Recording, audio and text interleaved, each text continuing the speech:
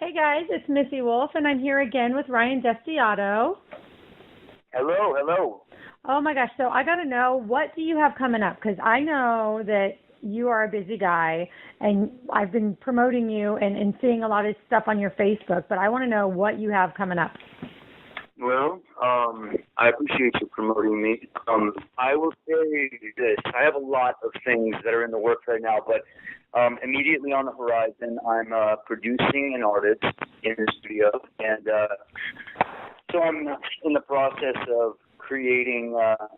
basically creating a record for her, based upon songs that we wrote together, and then I'm also getting ready to move forward in the process of cutting my last album of the two that I'll be releasing later this year. So, and then also playing shows. So it's been I'm a busy fellow these days. I'm thankful to be busy, but Definitely, definitely. Well, and you've been performing, and you have this instrumental video that you posted, and I just fell in love with it, and I was like, oh my gosh, I have to get this out to everybody, which is why I was promoting it on the magazine.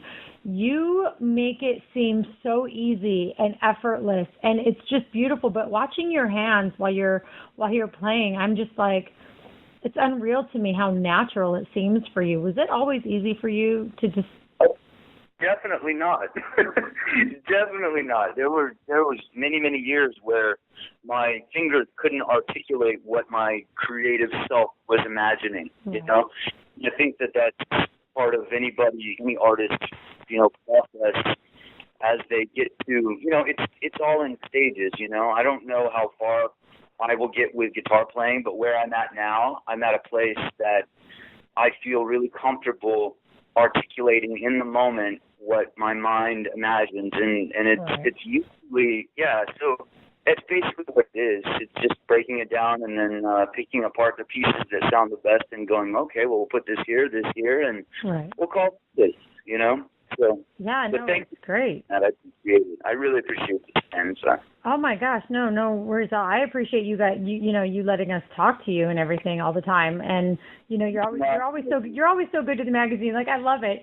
I'll go on Facebook and I'll see that you've liked our articles and what we post, and that makes me feel good too. So I imagine that when you have your fans and they're going on to your posts and they're liking and they're commenting, like, I just imagine like that's got to feel really good for you, because I know for me, like, I'm just a nobody, right? I'm just a small little name who's, not really doing a whole lot. But when somebody acknowledges something, it means the world to me. So what is that like for you, the constant interaction with your fans? Well, first, let me say that you're definitely not a nobody. And did not say those words, because no one is a nobody. Definitely not you, Melissa. All right. Well, thank you. I'm just, as your friend, popular and say that. But yeah, of course, everybody who's on social media likes to feel validated, and I think what's more important to me is some of the very kind comments that people that I know and fans are leaving about that piece. And it's really cool to see something actually kind of take off and do its own thing and become, it's by no means like some kind of massive viral video, but, it's definitely reached a lot of people, and I've had nothing but positive feedback from it, and I'm very proud of it. And the song is called Ethereal Morning, and it's an instrumental that I created with my loop pedal. So it's on my music page. Yes, absolutely. Now, I know when you were filming that, was somebody filming for you, or did you set it on one of those little auto things? Because I love how you did it, and it looks like you used your fiance's photo gear. Did you? Yeah, we actually did that. We filmed that in our garage. Very cool. It looks like there's more going on than there is, but we just used a Canon camera and then an audio recorder, and all of the audio was actually recorded outboard. So we had nothing that was plugged into my gear. It was you're hearing the actual sound of the room, which is kind of cool, It is, absolutely. It was cool. We just pulled it right off, and it just beautiful. The whole thing fit together beautifully. It really did, and I absolutely fell in love with it. But for me, because I know that your fiance is a photographer, I was like, ooh, I bet those are hers. I bet this is like her little setup here. I loved it, and I'm so glad you gave a shout out to Canon. I just got to say, even though like we're not endorsed or sponsored or anything by them, I did nothing for saying that. That's what it is.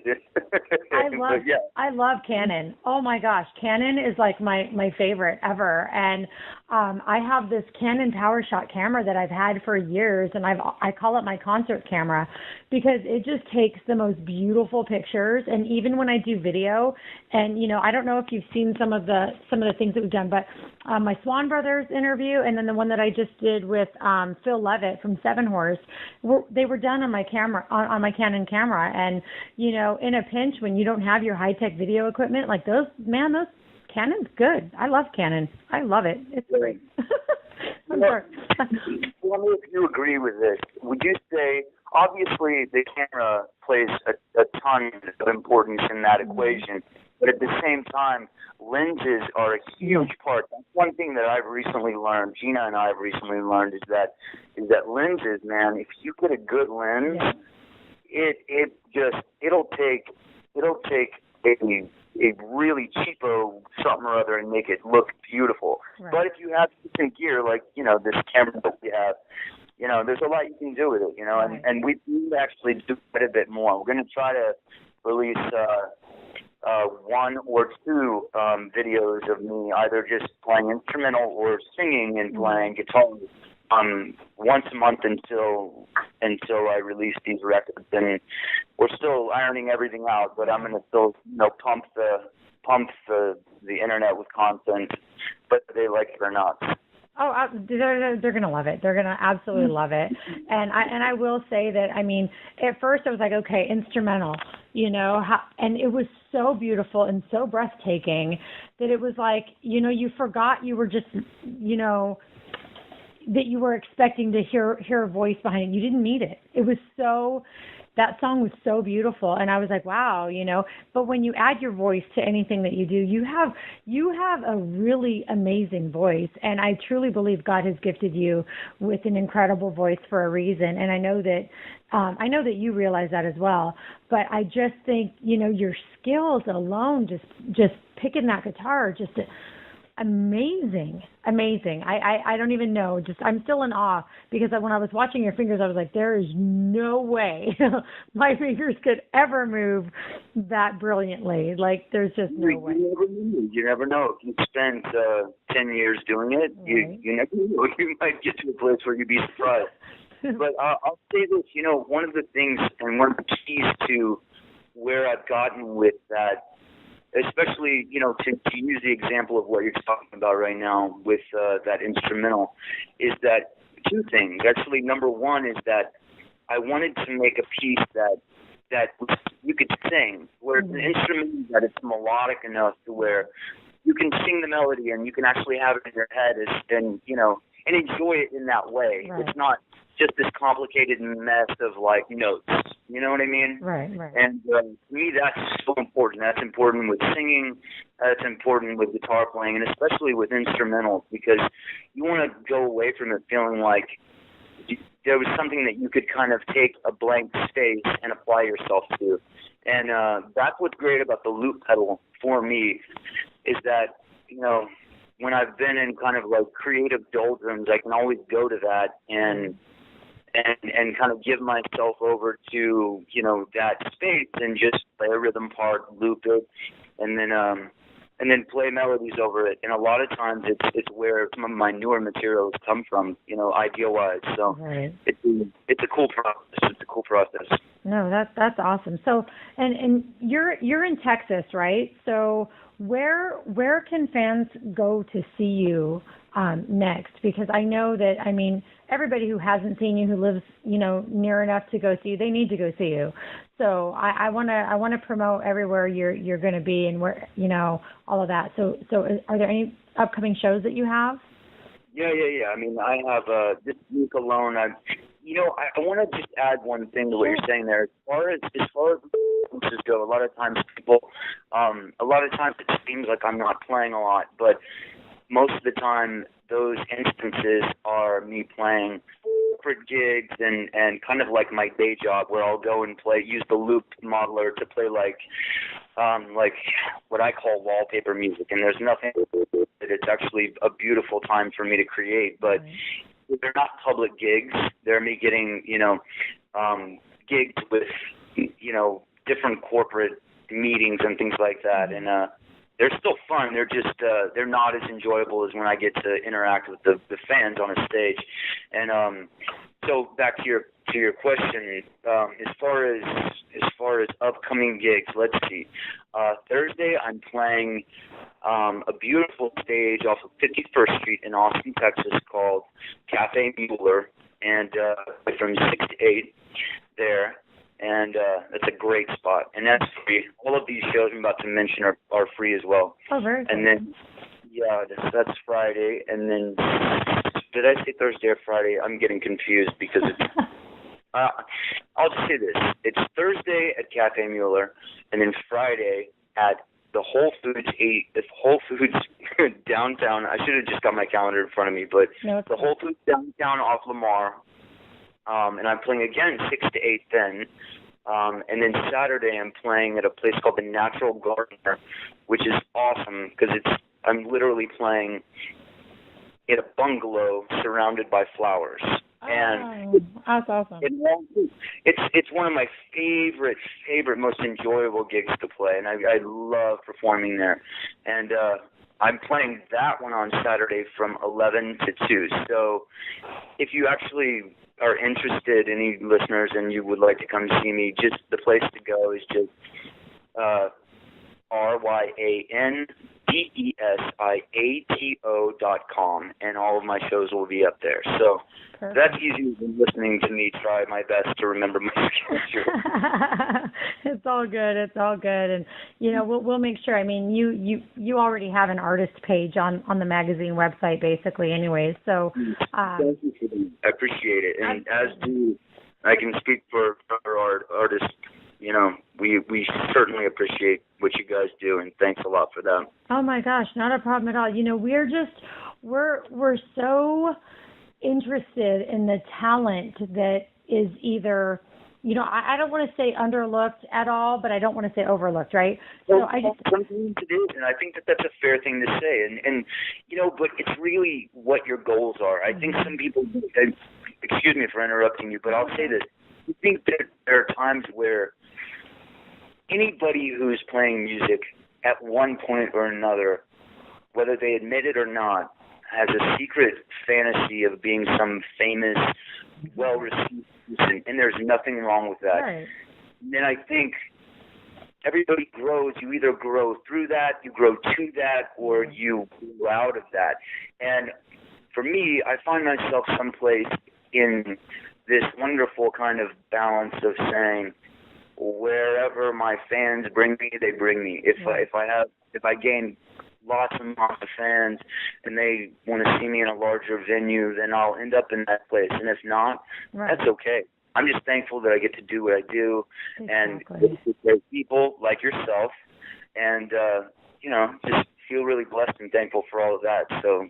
I know that sounds like a diplomatic answer, but it's the truth. No, it's true. Absolutely, and I know, because I know your heart. I know that that's the truth. And the thing is we're just so about what talent is out there, what who's out there that is just amazing, and that we want everybody else to hear. It's just about sharing people's gifts with the world, and so that's what we're about. And yes, we're always gonna interview those we can interview who are really, really, really well known, but that's not our main focus. That's not our main goal. Our goal is to just bring more entertainment to more fans and to introduce more people to them. So that's what we're doing, and I'm so glad. I mean, you were introduced to me, and I again have to give MJ props for that, because she just knew. She knew what we were looking for. She knew what we were after, and she was like, you got to listen to this guy. I'm telling you, you guys are going to love him. And absolutely we did. And let me tell you, I mean, we get a lot of people, sending their stuff to us. There's not enough time in the day to do everything that everyone wants us to do. So, I mean, and I hate to say it that way. I mean, as we grow and I'm adding more people and we're able to, get more people on board with us, that's probably going to change, right? But until then, so when she brought you to me and I was like, all right, I'm going to listen. I was not expecting you to be nearly as good as you were, just because, I've had so many people, listen to this person, listen to that person, and it's like, okay. But you so stood out to me, and I was like, well, thanks, MJ. I'm so glad you brought him to me. It was really, really, really refreshing, and I really appreciate the fact that you're such a kind-hearted individual as well, and that we've been able to become friends through this, because you just never know. And if I hadn't opened her message and I hadn't listened to you, I would have missed out on one of the most awesome gifts ever, which is a friendship and this great voice that I get to listen to whenever I want. So I definitely thank her for that, and I thank you too. You've been a great friend to Center Stage Magazine, and we absolutely adore you, and we're not going to stop promoting you. So definitely, I want to get your name and your website and everything out there to everyone, as often as I can, because you definitely have some amazing things to offer people. No, I don't know what to say except for thank you. I appreciate that. That's more than you know. No, you've been amazing. It means a lot. It means a lot to artists. I mean, that's what that's what helps us keep going. And I appreciate it. And I actually want to give a little shout out to my fans here in Austin. Mm-hmm. Recently, I've been, stepping back out, I'll say that, into a public place with my gigs, and it's been really positive, and the response has been great, and I have a lot of really just fantastic diehard fans here in Austin and Central Texas, and I'm just thankful for them, so thank you guys very much. And MJ, thank you so much for the introduction, because these guys are great. Oh, you're so awesome. All right, well, I know I'm going to be talking to you a lot more between now and, when I finally get to actually meet you. I definitely want to come to Austin and check out one of your shows. I just don't know when I'm going to be able to do that yet, but I definitely want to. So just keep, sending us, whenever you have anything going on, just keep sending it over to us, and we'll make sure we keep directing people to your website and keep making them check you out, because they definitely need to. And yeah, thank you so much. I'm looking forward to the next one. And by the way, I know that last time in our conversation we spoke and we were like, let's do another follow-up to this interview as we get closer to the album release. And I want to thank you for taking your time to plug me in and, bring me on the air a little sooner than what we had planned. So thanks. It's great to, absolutely connected to you guys as much as you seem to be appreciative of me. It goes both ways. Well, thank you very much. And yet, anything that you have, I mean, anytime, Ryan, anytime you have anything new coming up or news you want to share,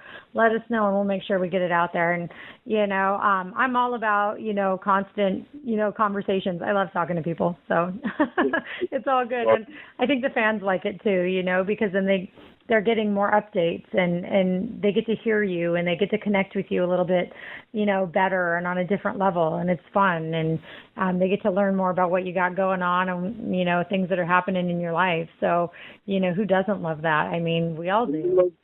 One thing that I just thought of is that I think that it's cool that we're doing a series of interviews, because of the fact that when there's more of a rapport that's built, in this kind of context, the more you learn about people, because it's not, you know what I mean? Like if I was doing an interview tomorrow with whomever else, we start from point A, instead of being at B or C where I feel you and I are. So it's good in that. It's very cool. Well, thank you. I'm stoked to get these records out. I'm actually looking at the table right now with all of this music, and excited with my task. So I'm excited to talk and definitely speak with you again. For sure. Thank you very much. No, you're welcome. I do have one more question though, because you're sitting there telling me you have all this music in front of you. is it? I gotta imagine that it's pretty difficult to select which songs you're going to put on the next one. Is it easy for you or is it hard? Because for me, man, I can't even narrow down my favorite cookie sometimes, you know? So I can't imagine like all the music in front of me. Like I have, you know, people will ask me all the time, well, what's your favorite song?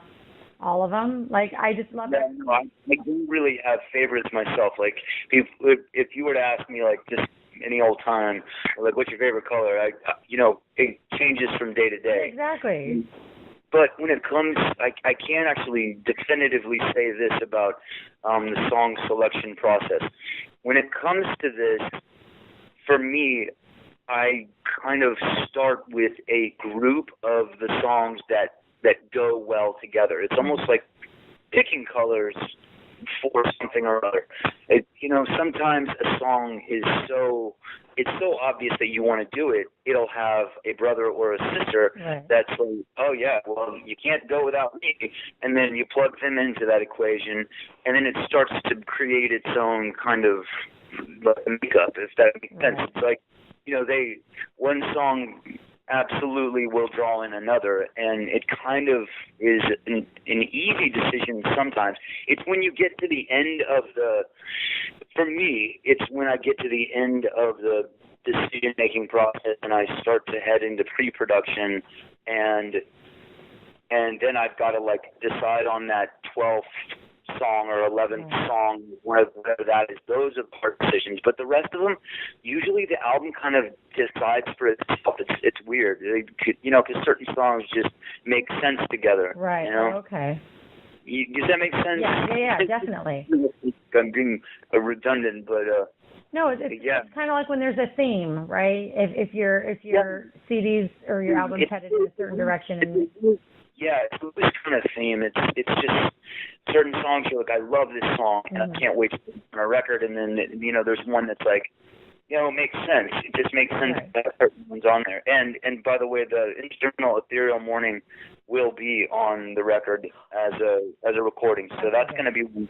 And I have a bunch more that I'm going to be demoing and tossing around soon. So I'm excited to you know, get that to you guys as well. Absolutely. Well, I can't wait. And, you know, anything you want to send my way, you just go ahead and send my way. And then I'm just going to share stuff when I'm given permission to share because I love sharing your stuff with everybody. I think that, I think it's honestly, I'm going to say, I think it's a blessing to everyone's life for them to be able to listen to your stuff. So, definitely.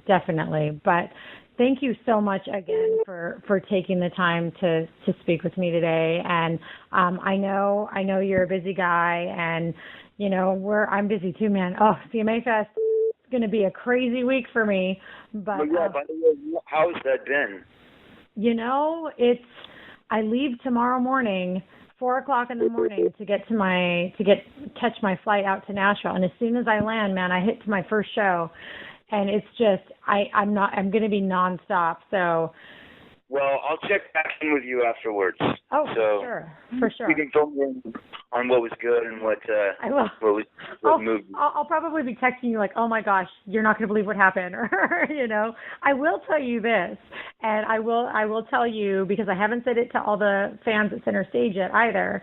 I entered a contest that CMA Fest was putting on, and I actually won an ultimate fan experience ticket to see Kip Moore.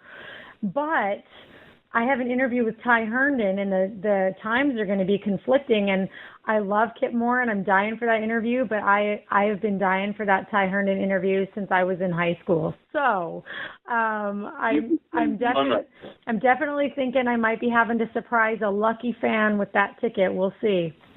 Wow. Well, that's fantastic. I guess that's one of those awesome kind of dilemmas. I know, right? I'm just so excited that I won, because I'm like, seriously, I won a contest? Like, I never win. This is great. I never win anything like that. I know, and I didn't expect to win anything. Like, it was just insane. But anyways, I'm sorry. I don't know why I went off about me right now, but I will. I was going to say, one of these days you should let me interview you. I think that would be fun. Oh my gosh! For all the people that hear you doing the interviews, let's flip the script and do it. I'm not playing around. Let me interview you. I would love to drive the conversation and get to the bottom of it. Oh my gosh, we have to do that. We absolutely have to do that. Whenever it's over with, I'll interview you. You can tell me about it, okay? All right. Oh my gosh, that's perfect. All right, guys. Well, you all need to stay tuned because we are going to flip the switch on this one, right? We're going to totally flip it around. This is great. I'm excited. Well, you have a fantastic time, and thanks everybody for listening. Thank you. Thank you guys so much. All right, thank you. You have a good time, and I will definitely be in touch. Roger that. All right, take care. Bye. Bye.